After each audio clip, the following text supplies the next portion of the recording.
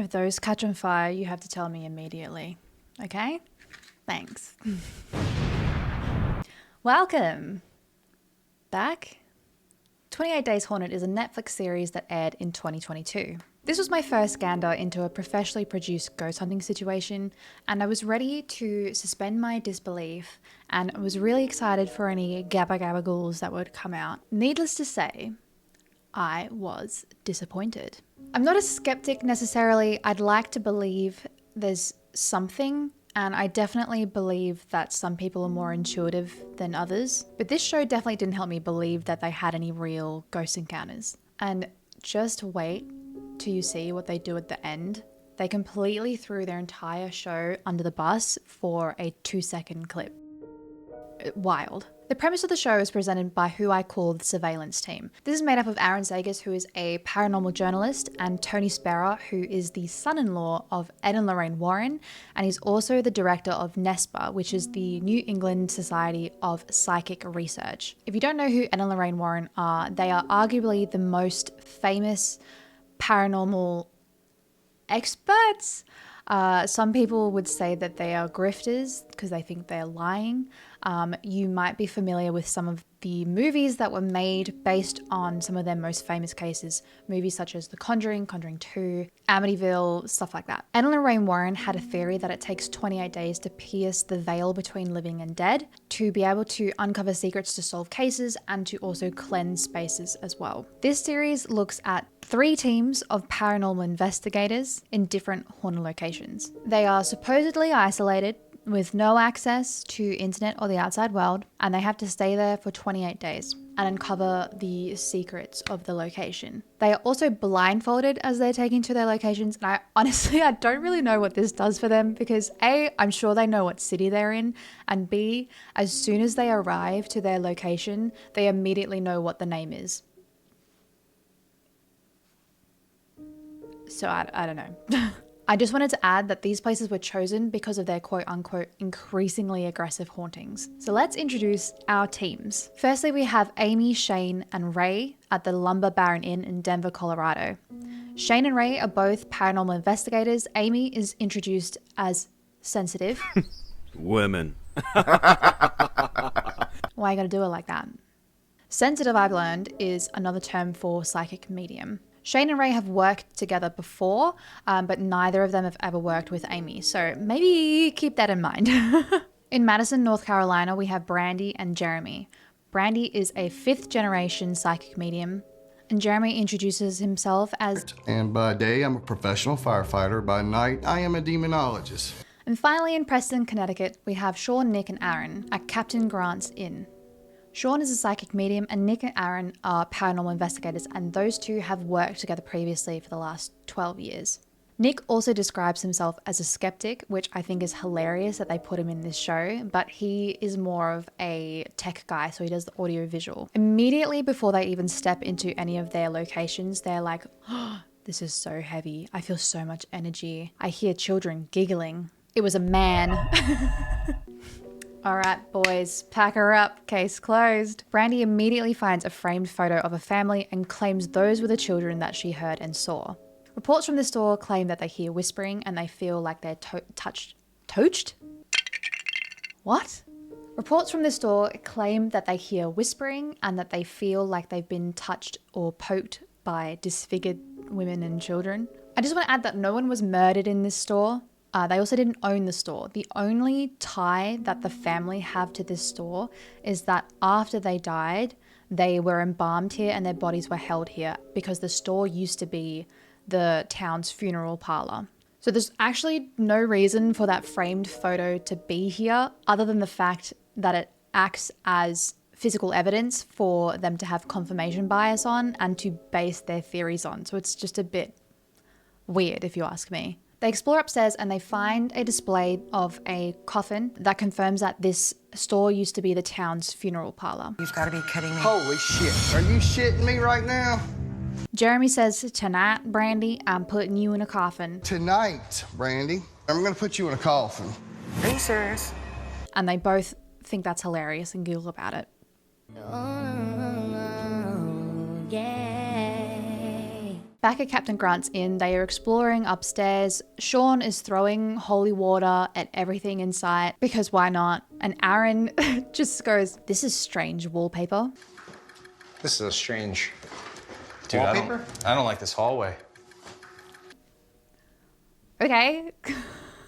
When they enter the attic, Sean says, There's definitely spirits that are dying for help here. Oh, brother, this guy stinks! "Phrasing, dude." The owners of the inn have evidence of hundreds of spirits on the property and have received reports of people being touched and objects being moved. Sean says that he feels the most energy on the second floor. Surveillance team states that night one goes one of two ways. Either absolutely nothing happens, or ones where investigators can't even survive the night.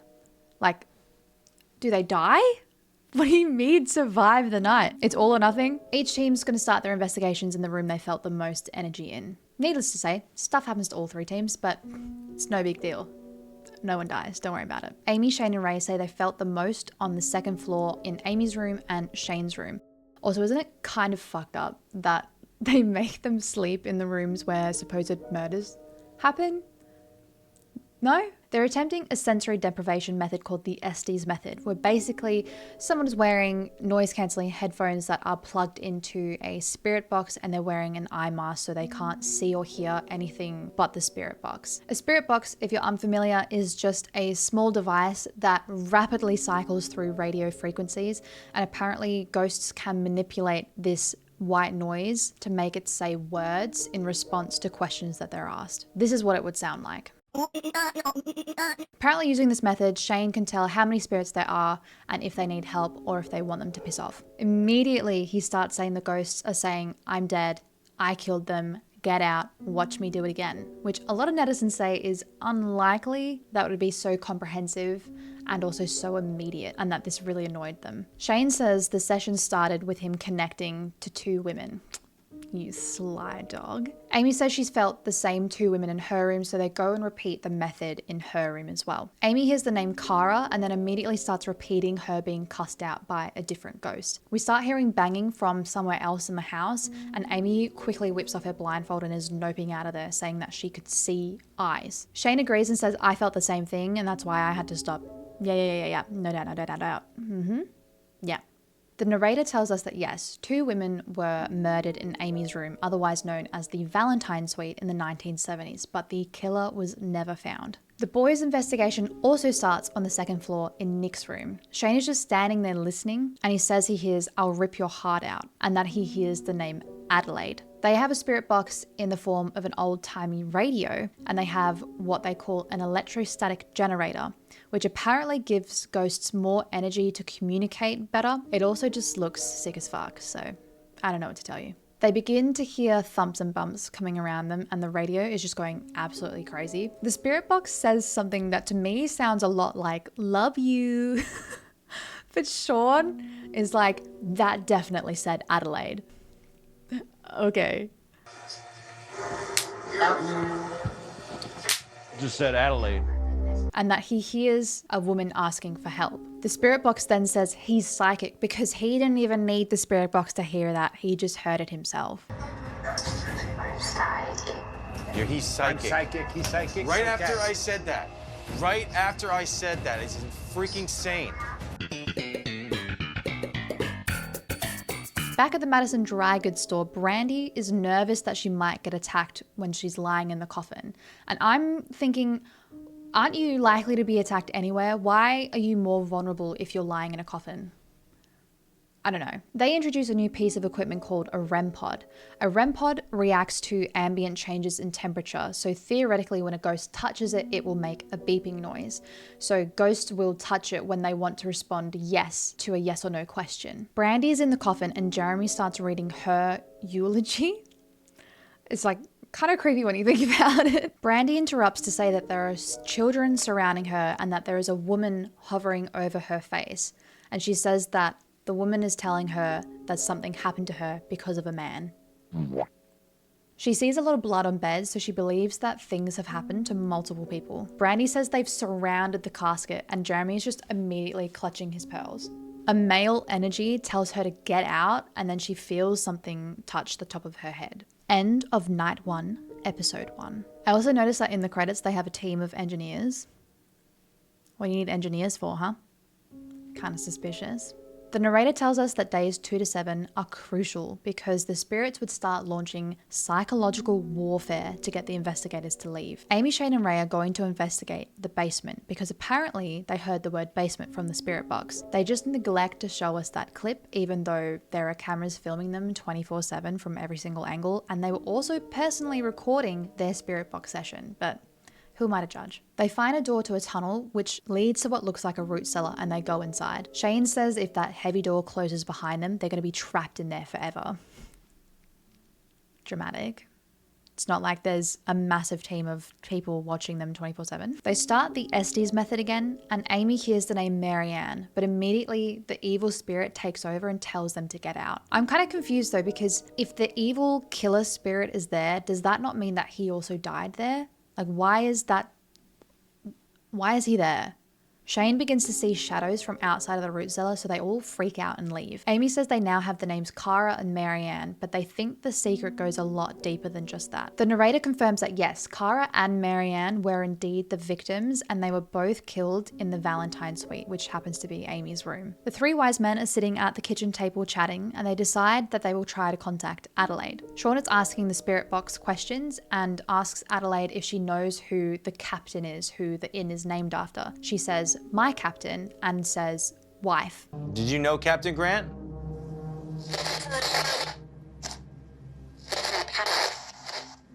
There's a captain right there. It said captain, right?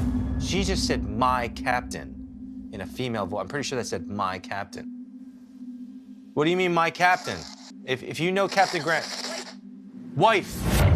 It just said wife. They ask why she's still here and if she loves it, but she entirely stops responding. Back at the Lumber Baron Inn, Shane's saying he's having fucked up dreams where he can hear Fleetwood Mac blaring throughout the house, and I was like, kind of a vibe. But he follows the music up into the room that it's coming from, and he opens the door and he sees something hiding underneath the bed. So when he goes down and looks under the bed, he sees a contorted woman. They do some more Estes method in the same room, and Shane says that he feels his ankle getting grabbed from underneath the bed. I just want to add that they infrequently tell us what day it actually is, and I think for good reason, because over the course of 28 days, they have things happen on maybe 4 nights. Netizens speculate that they weren't actually there for the full 28 days, and I can see that happening because all 3 locations are running businesses to this day, and I don't think they would shut them for 28 days. Brandy tells us that it was the oldest daughter in the photograph that she saw hovering above her. She begins to talk to the oldest daughter, and she says that she was pregnant and that it was a big family secret. The narrator tells us that the family was murdered on Christmas Day, 1929, and all the bodies were embalmed and kept in this store. Sean says he has a dream where Adelaide was pointing out the window, and that he felt a sense of deep longing emanating from her. Yeah, real convenient, Sean. So in the morning, they follow the direction that she pointed and they come across a graveyard. They find Adelaide's grave and confirm that she was indeed the wife of Captain Grant, but he is also buried right next to her.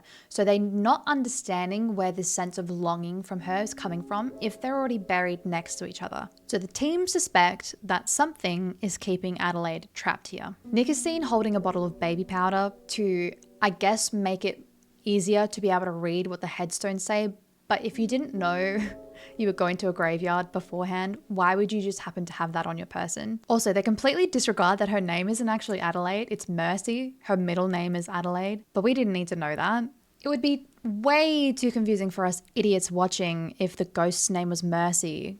God forbid the spirit box says Mercy and we misinterpret what it means. At the Lumber Baron Inn, they're now going to explore the attic. The attic has been renovated into a reception/banquet hall area. They go to a little side room, which is a circular tower made into a sort of sitting room. Above them, a tea light starts swinging. Shane says you can't explain it away as a breeze because everything else is still. Watch me explain it away. Either someone stood up and physically just and then they just cut the video to make it look like it started doing that on its own. Or if you want to get really savvy and use the engineers credited in the credits. Shh, Timmy, I'm gonna pull this fishing string, act like you're scared. 3, 2, 1, hit! They hear an eerie noise and they leave the room and they all gasp dramatically because all of the cabinets in the banquet hall are now wide open. Look! Look at the cabinets! Oh my God. Oh man, I don't feel too good right now. Seriously, my God. Ray says they've never physically witnessed anything as powerful as this before. And I'm like, well, you didn't physically witness it. You walked out and the cabinets were already open. What do you mean? It kind of reminds me of that scene from American Horror Story, Roanoke, where from the control van, they could press a button and all the cabinets could open and close on command. Yeah, I feel like they got some inspiration from that maybe. You give the order, those babies are gonna explode like the fucking 4th of July. That's a callback to Cricket Seance.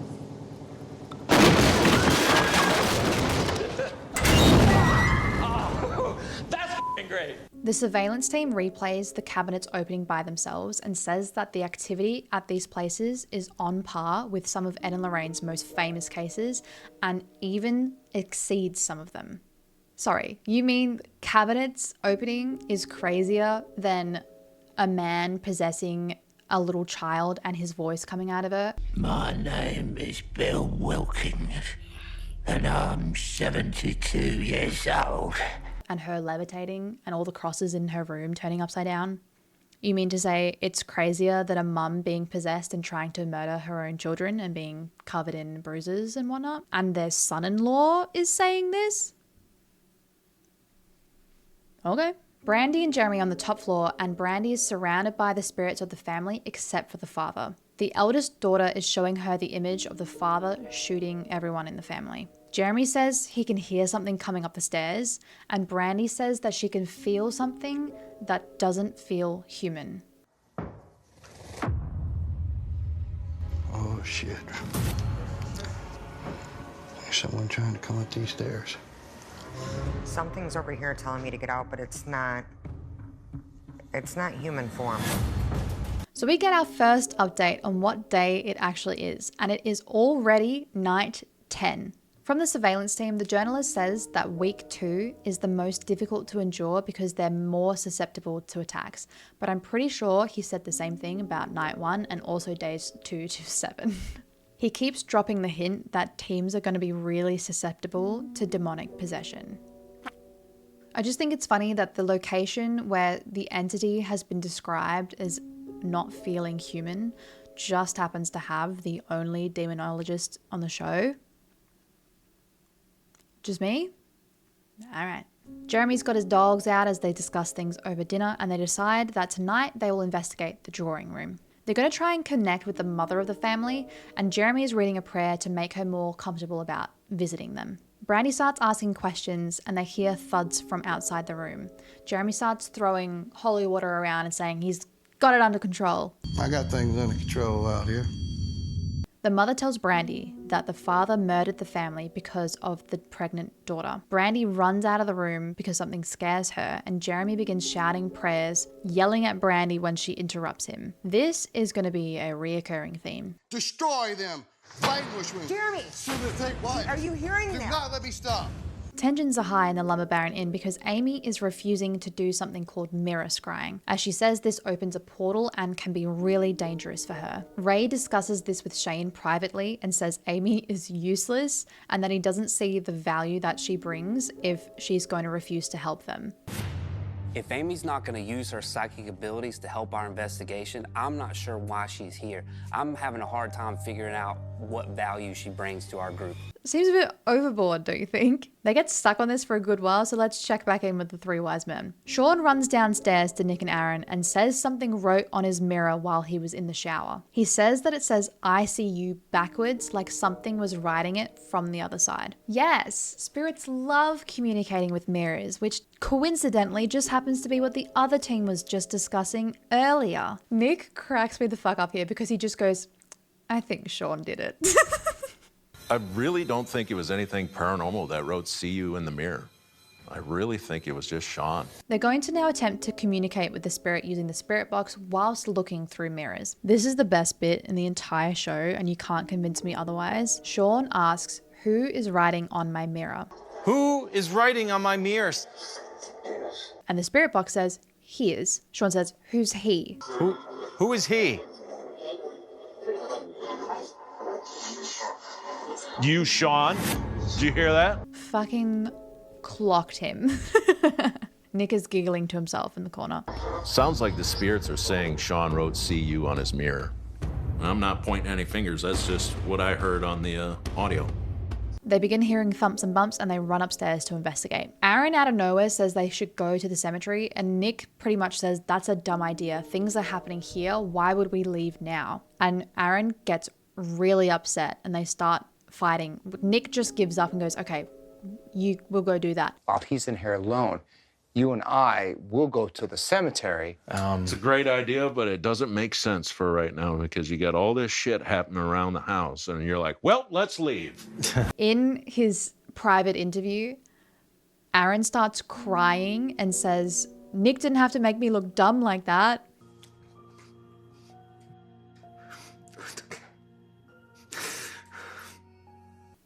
Clearly nothing more happened because they went to the cemetery, because they cut straight back to the Lumber Baron Inn. And what do you know? They are still arguing about Amy not doing mirror scrying. I did notice that during this interaction that they are actually being filmed by cameramen. So they isolated or not.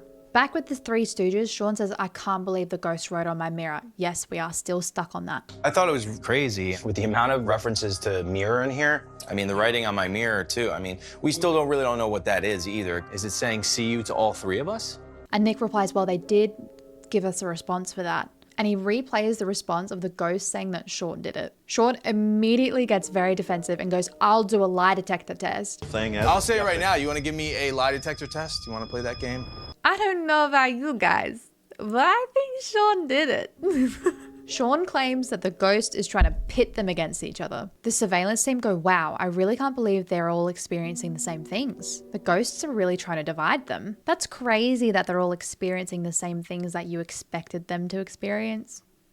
Brandy puts on a spirit box to talk to the father. The ghost is unresponsive, so Jeremy starts saying a prayer to provoke it. Brandy says that her head feels like it's being compressed, and she tries to interrupt Jeremy, who yells at her.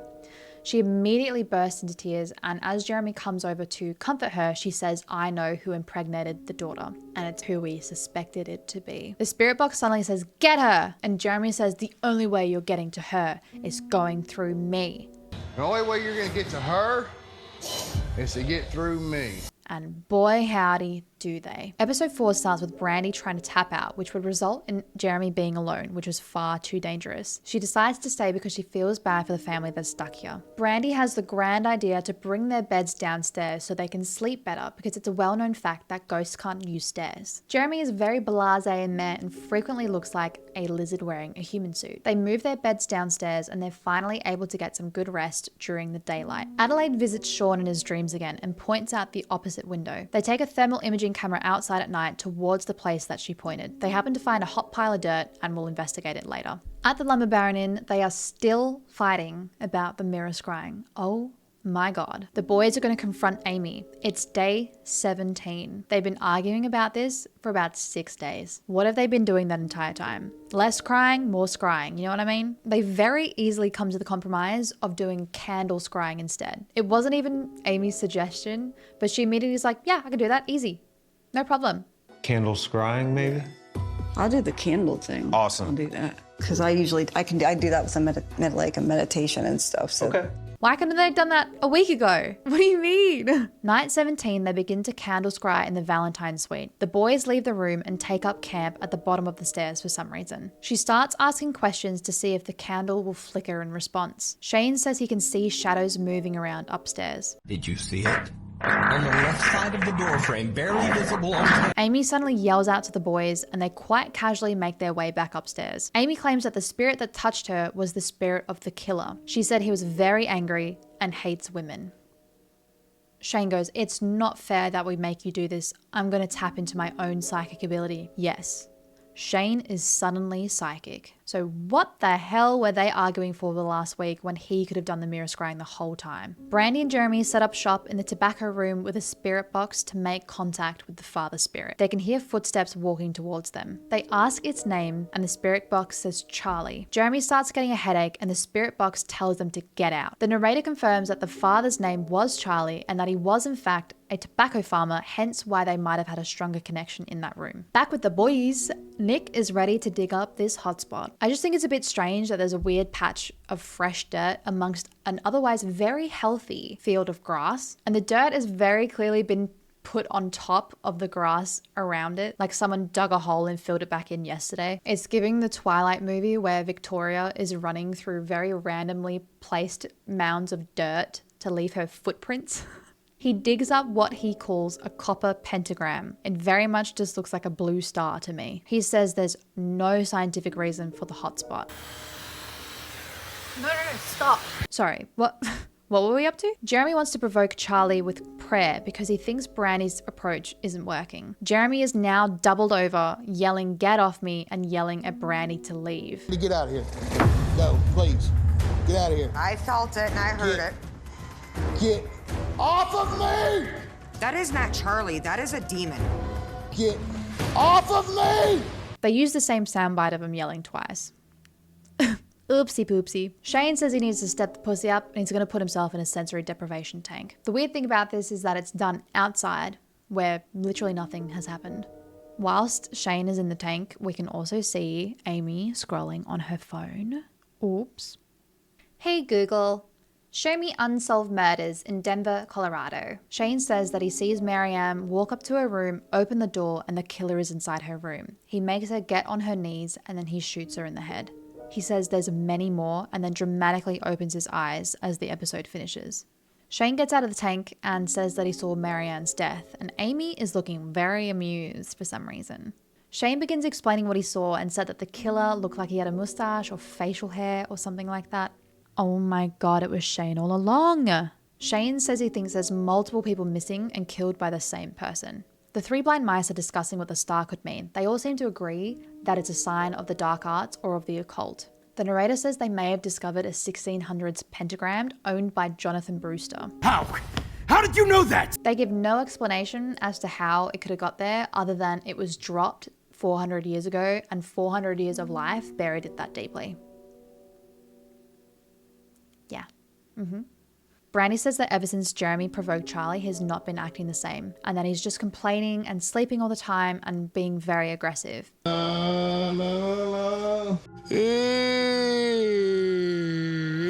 He also keeps writing the sentence "troubles can cause" in Brandy's notebook. Only because you're scared I'm gonna snap and kill you. Brandy again tries to contact Charlie by herself with the spirit box and REM pod. She asks him if something made him assault his daughter and kill his family, and he says yes. Brandy rushes to tell Jeremy, and his response is hilarious. Sweet, rock and roll. It's not sweet. Brandy is desperate enough to break their isolation and talk to the producers. The surveillance team theorize that he's under siege for demonic possession. Brandy is allowed to talk to an outside expert to discuss Jeremy's symptoms and to see if Charlie experienced the same things. The expert confirms that it was reported that Charlie was experiencing headaches and seemed depressed up to 2 weeks before the murders. Brandy asks her about the sentence "troubles can cause," and the expert says that his body was found with a note that said "troubles will cause." So not exactly the same, but close enough, I guess. Shane says, "I'm a psychic." I do have some sort of psychic ability. You're like 40, how did you not know? They decide to hold a seance. Shane says he hears, "You killed me like you'd kill a stray dog." Who's killing stray dogs? He says the ghosts are saying to look below and people are missing things right in front of them. The ghosts are calling them out, dude. Brandy calls Jeremy upstairs to talk, and he literally grunts like that's the most annoying thing he's ever heard. Jeremy? Yeah? Can you come up here for a minute? I need to have a talk with you, please. She's trying to ask him what's going on, and he's looking at her like she's tied him up and set his house on fire. It's so overacted. It's hilarious if you just remove the dramatic music that's going on in the background. Brandy tells him that she thinks he's on the verge of demonic possession because he's experiencing all the same symptoms that Charlie had. And Jeremy finally breaks down and they decide to work through this as a team. That night, Jeremy pulls out what he calls the God helmet. This apparently acts like a switchboard so they can filter out spirits they don't want to talk to and focus on the one they do so they can figure out what it is. Honestly, I feel like he just wanted to look like Thanos. I'm also confused as to why this was necessary because they never had trouble directly communicating with the spirit that they wanted to talk to in the first place. Jeremy gets attacked by something and they immediately decide that he needs to go to the hospital. When he arrives back the next day, we are told that he had all the symptoms of a heart attack, but doctors could not find the cause. When Brandy asks what happened, he says some things are better left unspoken. Okay. But he says he thinks he was able to break out of whatever was possessing him. Shujan. They decide to prepare for the final conflict.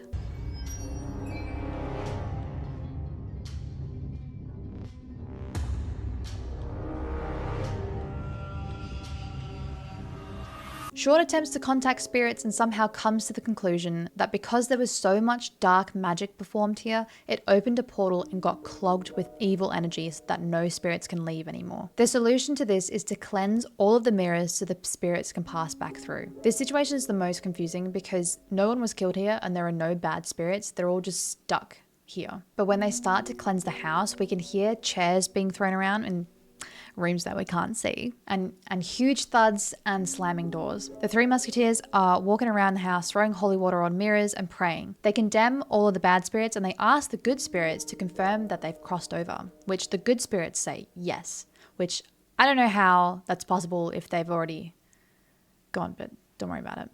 Did we help Adelaide?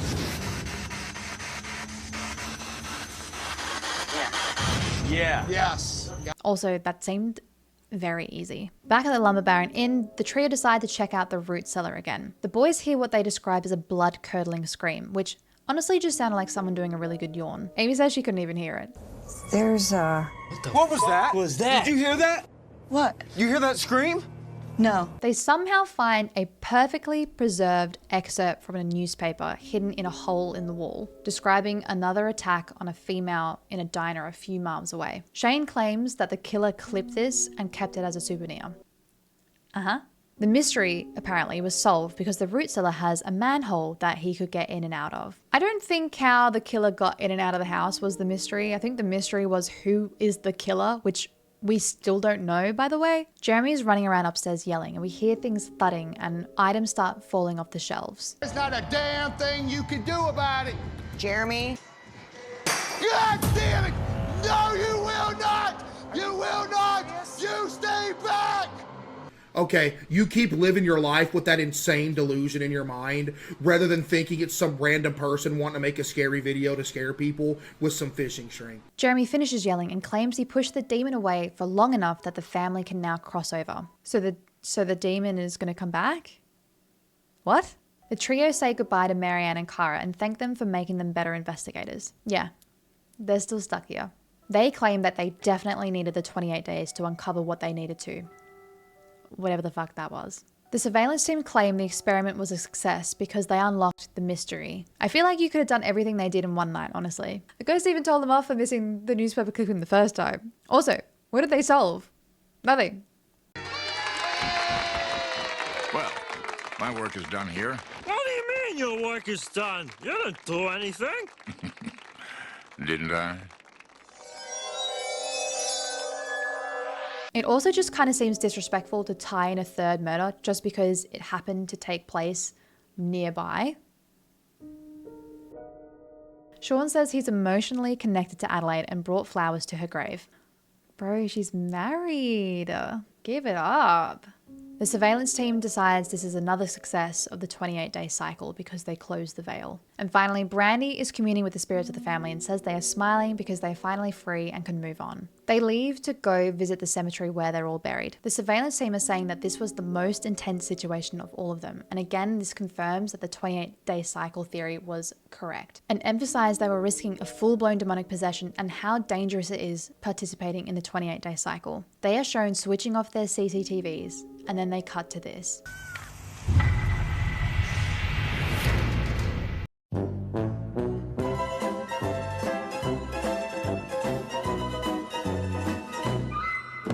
Think what you want about how genuine you think these experiences are and the narratives they tacked on to already existing stories. But I think it's a bunch of fooey. Let me know what you think down in the comments. Anyway, that's all I have to say. Bye.